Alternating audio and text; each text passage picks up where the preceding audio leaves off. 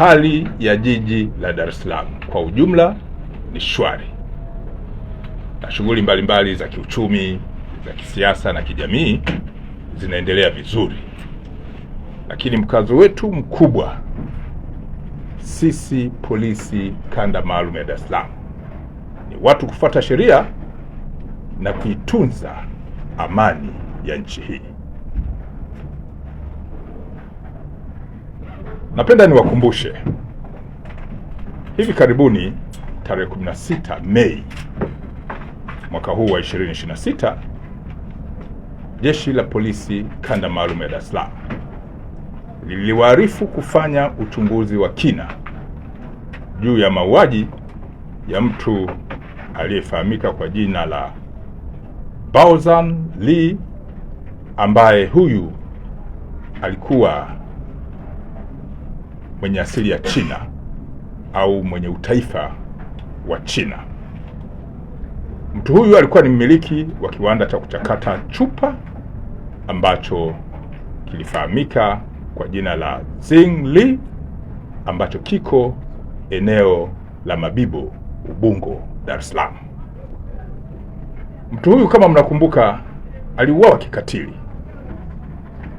kikatili na watu waliodaiwa kuwa walikuwa ni walinzi wa kiwanda hicho. Kifo hiki na mauaji haya yalijenga taharuki miongoni mwa umma na jamii ya watu waliokuwa wanamfahamu mtu huyo. Jeshi la Polisi kanda maalum ya Dar es Salaam liliahidi kufanya uchunguzi wa kina, lakini pia uchunguzi huu umehusisha mamlaka zingine za kiuchunguzi ambazo zipo ndani ya Jeshi la Polisi. Ufuatiliaji umefanyika na Jeshi la Polisi limefanikiwa kuwakamata watuhumiwa 4 katika maeneo tofauti tofauti kuhusiana na tukio hili la mauaji. Watuhumiwa hao wote 4, baada ya kukamatwa, wamehojiwa kwa kina kwa kuzingatia mifumo ya kisheria na wamekiri kula njama kwa pamoja. Baadaye wakamvamia usiku, kumshambulia na baadaye kumuua mtu huyo, baada ya kuwa wamemwibia kiasi cha pesa, kwa mujibu wa wao, kiasi cha pesa cha shilingi milioni 9. Pesa hizo wanadai zilikuwa ndani kwenye kiwanda hicho, na mara baada ya kufanya tukio hilo na kuiba pesa hizo, walitoroka na kuelekea maeneo tofauti tofauti. Watuhumiwa hawa, baadhi yao 2 wamekamatwa eneo la Namanga mkoani Arusha, na wengine 2 wamekamatwa eneo la Mabibo hapa jijini Dar es Salaam kwa siku tofauti tofauti. Watuhumiwa waliokamatwa wamejulikana kwa majina ya Godson Simon au maarufu kwa jina la Laizer. Huyu ana miaka 25, ni mkazi wa eneo linaloitwa Okolili, Siha, mkoani Kilimanjaro. Mtu mwingine aliyekamatwa ni Elisha Saitoti maarufu kama Lukmai. Huyu ana umri wa miaka 24 na ni mkazi wa eneo linaloitwa Mkonde, Handeni, mkoani Tanga.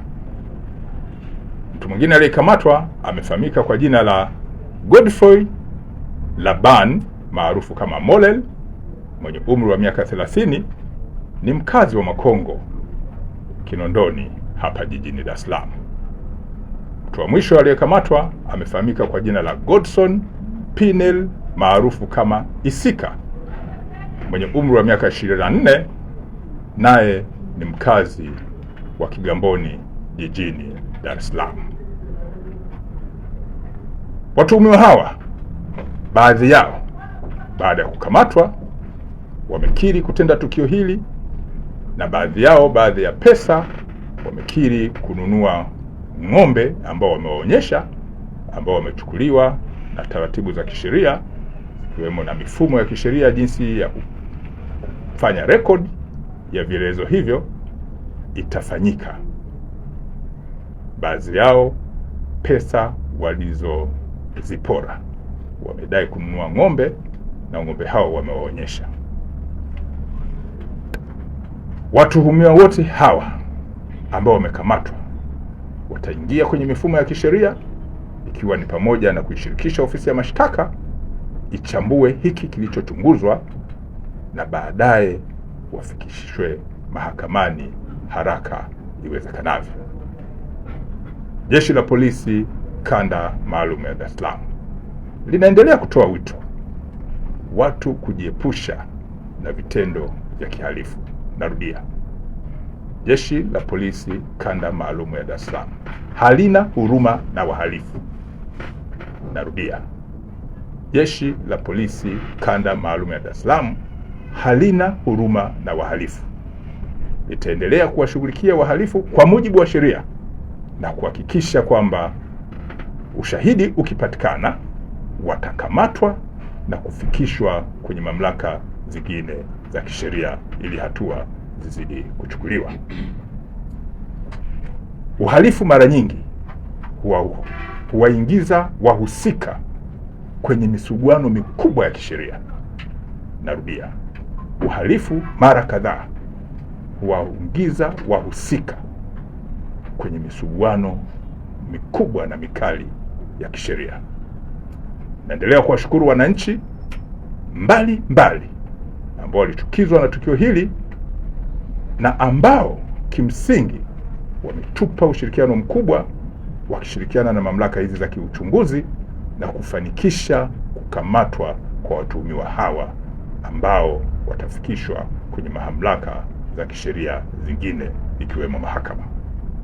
Asanteni kwa kunisikiliza.